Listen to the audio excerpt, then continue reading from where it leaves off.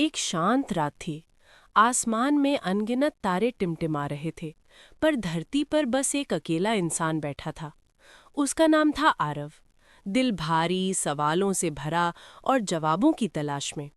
उसने आकाश की ओर देखा और धीरे से कहा, हे भगवान, आपने मुझे आखिर बनाया ही क्यों? हवा थमी, तारे जैसे और ज्यादा चमक उठे और बादलों के पार से एक शांत प्रकाश उभरा और एक मीठी पर गहरी आवाज ने कहा, आरव, क्या तुम सच में जानना चाहते हो? आरव ने कांपते हुए कहा, हाँ प्रभु, बताइए। भगवान ने पहला प्रश्न पूछा, आरव, जब तुम दुखी होते हो तो तुम किसे खोजते हो? आरव ने धीरे से कहा, अपने लोगों को और कभी-कभी आपको। भगवान बोले, यही कारण है। मैंने मनुष्य को इसलिए बनाया ताकि वो प्रेम महसूस करे और प्रेम खोजे। और फिर दूसरा प्रश्न, आरव, तुम कैसे सीखते हो? आरव बोला, गलतियां करके प्रभु।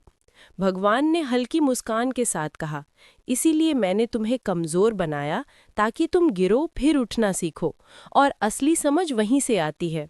तीसरा प्रश्न आया, आरव, तुम्हें सबसे ज्यादा क्या बदलता है? आरव ने कहा, कठिनाइयां।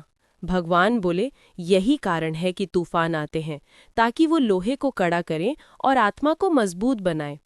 आरव ने धीरे से कहा, प्रभु, तो क्या आप चाहते हैं कि हम दुख झेलें?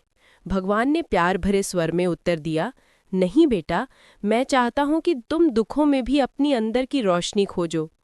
मैंने मनुष्य को इसलिए बनाया क्योंकि वो अकेला ऐसा प्राणी है जिसने दर्द को महसूस करने की क्षमता के साथ साथ सपने और इरादे भी पाए। तारे तो चमकते हैं, नदियां बहती हैं, पर उन्हें एहसास नहीं होता। पर तुम महसूस कर सकते हो, बदल सकते हो, माफ कर सकते हो, प्यार कर सकते हो। आरव की आंखों में आंसू आए, पर उस आंसू में शांति थी। उसे समझ आया, उसका जीवन एक खाली किताब नहीं था, बल्कि एक कविता थी जो अनुभव से धीरे धीरे पूरी होगी। भगवान ने कहा, जब भी तुम खो जाओ, याद रखना, तुम मेरा एक छोटा हिस्सा हो। तुम्हें वो तो दिया गया है जो बाकी सृष्टि के पास नहीं है, सोचने, महसूस करने और बदलने की चाबी।